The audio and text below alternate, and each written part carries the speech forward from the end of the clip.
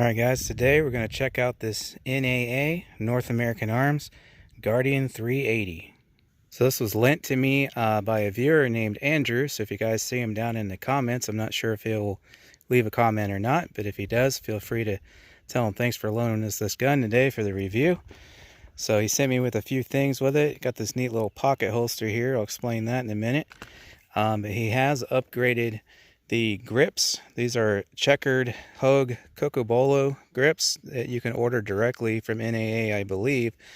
So it does give it a much wider grip there. The factory little black rubber or plastic, whichever they are, grips is about the same width as the slide there. It's just a hair wider with the factory grips.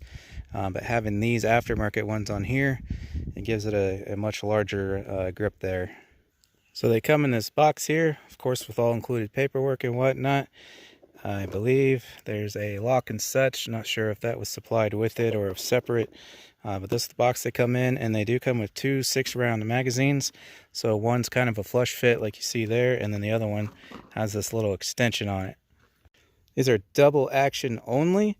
I've read anything from a 10.5 pound pull clear up to a 14 pound pull, so they may vary slightly. This is empty. So it is definitely a heavy trigger pull. I would say it doesn't feel like, at least on this one, nowhere near 14. I'd give it like 11 or 12, I would guess. You see the hammer there. It's real. There's almost no take up. It's just real smooth the whole way. There's no grittiness to it or anything. It's real smooth. There's your sight picture there. Real teeny front blade. You can see the rear there. So real precise sights. Not that this is going to be that precise of a firearm. Obviously this is meant for close range, but I do like that those sights are so precise. I should be able to shoot it fairly decent. So there's what she looks like with that extension. It doesn't allow me to get a pinky on it, but it does give you a better grip. Excuse my fingers are a little dirty. I was doing gel test out here and have some dry gel on them. So I still can't get a pinky on there, but it does hook in real nice and it gives you a better grip. It kind of locks in between these two fingers, so that does give you a better grip. All right, so there's the holster. This is by K&D Holsters. It's actually attached by these little buttons here, and you can pop it off and then see the company logo under there. So as the way this was explained to me by Andrew, this little flap thing here, this is for pocket carry, but what that does is it keeps the gun from printing in your pocket, so you don't see the outline of the gun. So you would stick it in your pocket with this on the outside, and so it doesn't print. So that's actually pretty convenient there. So we're using CCI Blazer Brass today, 95 grain round nose. Yeah, I paid a little more than I should have, but I had to grab a box for this video, so I didn't really have a choice.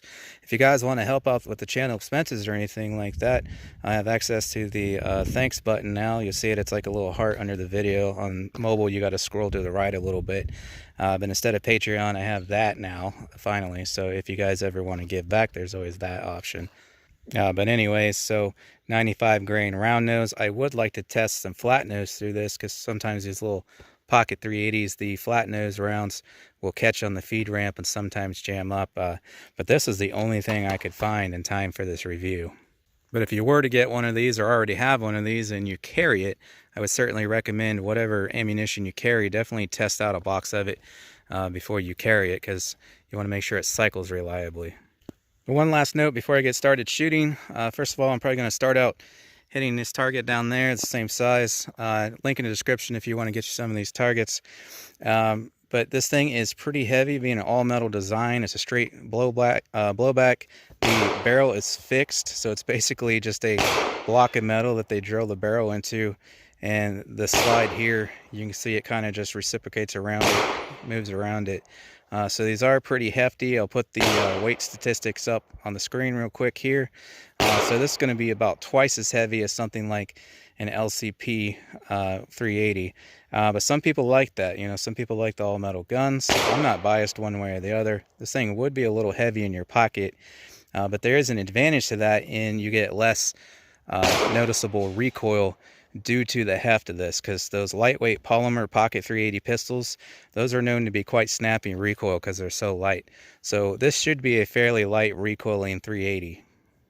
But anyways, this will be my first shot, so I guess I'm just going to aim center mass on that target and see what we can do. I do expect to improve my accuracy as we make our way through this box. I'm going to suck it first. I'm also historically not very good with double action triggers, especially the heavier ones. But so we'll see what I can do. I got my gong down there, so we can try a little rapid on that. These steel targets, I'm going to try to hit these two, but just keep in mind the 380 doesn't have that much knockdown power, so while I will hopefully hit most of these, you'll probably see them just wobble a little bit. It doesn't quite have the power to knock them down like a 40 or 45 does.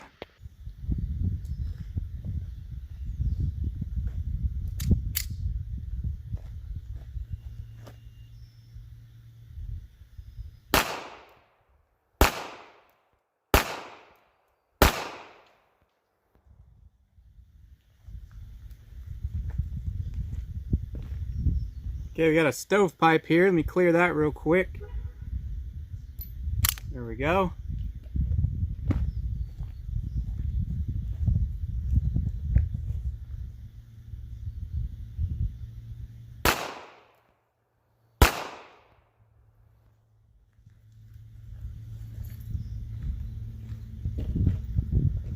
Got another one there, but I can feel this thing twisting in my hand, so I'm not limp wristing it, but in effect I think that's what's going on, so I'm going to try to get a tighter grip on it and see if that'll eliminate these stovepipes.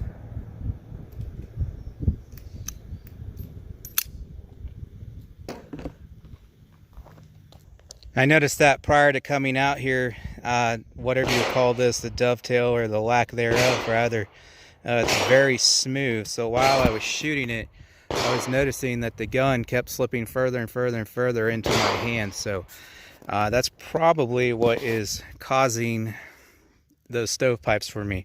So I'm just going to try to squeeze it really hard to keep that from happening, and hopefully that'll eliminate any more stovepipes, although that's going to be difficult to do when I try to do a rapid fire on that gong there, because this thing's going to be trying to come out of my hands. And real quick, there's my shots on the target. These aren't too bad. So generally when I do have issues with double action and the long heavy trigger causing me to pull, I do tend to pull low right. So like I said, these were first shots, so I should improve as I make my way through that box of ammunition, and we'll try again towards the end. So those two are probably just me, I guess, but we'll see what I can do towards the end of this video. But historically I pull low right with double action. Also keep in mind that's a half scale silhouette, so I mean I got small hands and I can cover the shots with it, so that's not that big a group, and honestly I think those are probably me. So you know, that's pretty decent for a little double action pocket pistol. That's about 2 inches right there if I got those up there with that.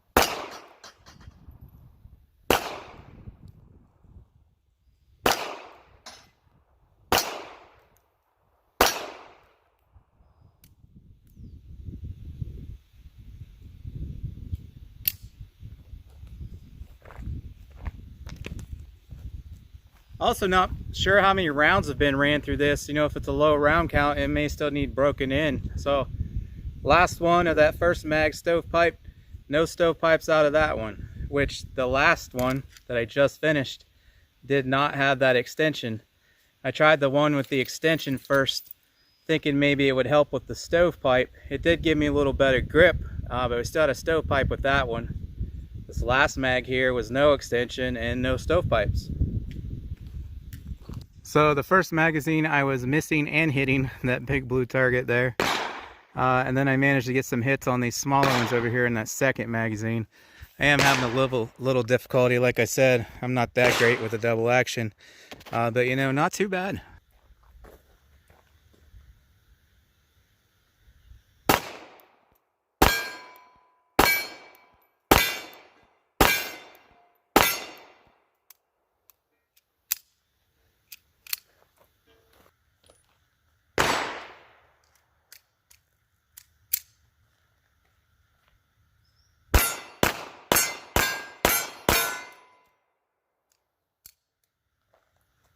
Like I said, guys, I'm not too hot with a double action trigger, and the heavier they get, the worse I get. A lot better with the, what was it, the Car CW380. While it's a double action only, the trigger is considerably lighter than on this. But even that, I still don't shoot as good as I do a single action trigger. So, like I said, I warned you ahead of time, I suck with a double action. So it seems to be getting better. Those last two mags, no stovepipes, so like I said, I mean, maybe this is a brand new gun for all I know, or extremely low round count, which firing some rounds through it's going to help break it in and loosen that recoil spring a little bit, blowback spring, whatever you would call it. You know, and I'm just choking up on the grip too, which I've been doing for the past few mags. I'd have that one stovepipe on the first mag, third mag in total, but first mag since I started squeezing it real hard. But these last two, no malfunctions, so it's getting better. So you may have noticed there's no hold open after the last round. That is the way it's supposed to operate. I just keep double checking to make sure I'm out, which I am each time. So that's why you're not seeing the slide lock back, because it does not lock back after the last round is fired. One nice thing about this firearm I wanted to point out, again, in mentioning the CW380 I just reviewed last week, that was real hard. The CW, to get the magazine set, you had to squeeze it in real hard and then give it a pretty good bop on the bottom to make sure it seated fully. And when I wasn't doing so, I was getting some an occasional feed issue. And you can even hear it in that video. Even though I'd squeeze it in super hard, when I'd hit it, you could hear it click because it was set in further. This, however, extremely easy to get the magazine fully seated. So hopefully you can hear this on camera. It'll slide in until it stops, and it's the same with both mags, whether it's this one with the extension or not. So it kind of stops right there, and that was very light pressure. And then you just barely squeeze it. Hopefully you guys heard that. There's a very audible click, and then no issues whatsoever. So you don't even have to hit this one on the bottom like I've trained myself to do with every gun. This one you can literally just go squeeze, click, and it's good. All right, so now I got it loaded 6+1 like most people would carry it with one in the chamber. Let's see how it does. So you should count a total of 7 shots if my camera doesn't fall over here. It's not set up very well.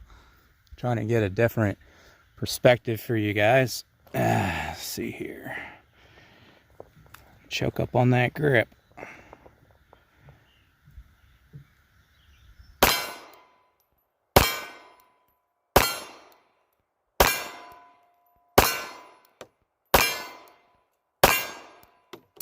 Yep, okay.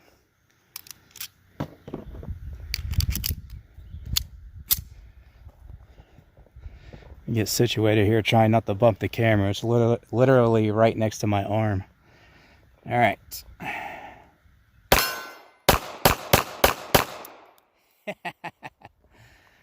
Well, I suspected I would miss all those, but I wanted to test it out rapid fire to see if it would run good, and it did. Well, like I said, I suck with double action, especially the heavier the trigger gets, the more I suck. So, you know, most people are going to agree that a little pocket 380 is for up close and personal, not even necessarily the 7 to 8 yard distance there. Like I said, certainly with single action, I mean, feel free to watch any of my other videos.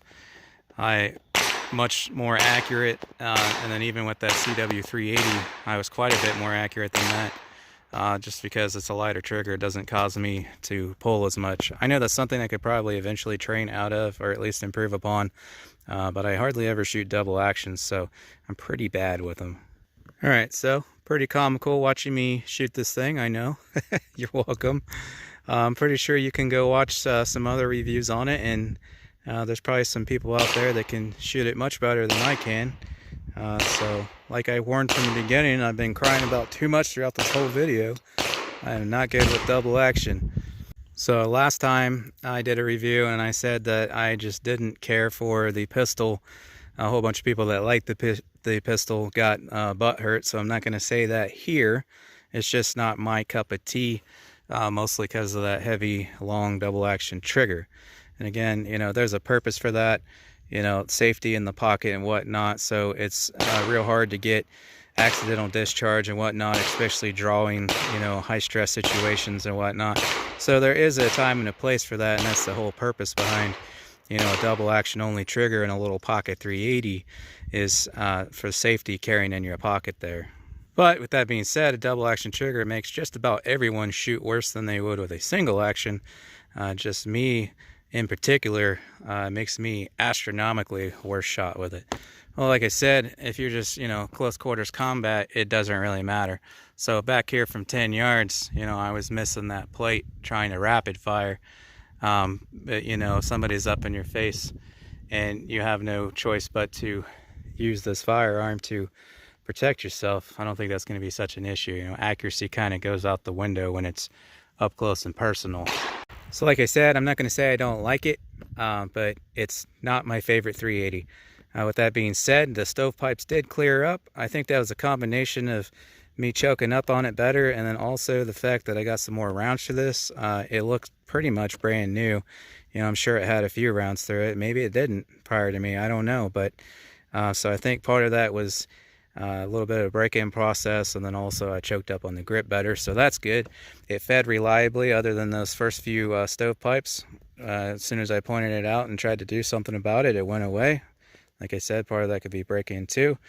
It even fed from, you know, a loaded 6+1, so that's always good because that's generally how you're going to carry these. So at least after break-in, and if you have a firm grip on it, I don't think you're going to have an issue with reliability there. So that's my take on it. Thanks again to Andrew for letting me borrow this for the review. I really appreciate that, man. Awful kind of you. I think I mentioned earlier, maybe I didn't, you guys want to get you some of these targets, chrono, rangefinder, any of the stuff you see me using in any of the videos. If I'm able to, there will be a link in the descriptions. If you want to support the channel, there's that thanks button under the video. But thanks for watching, guys, and I hope I see you on the next one.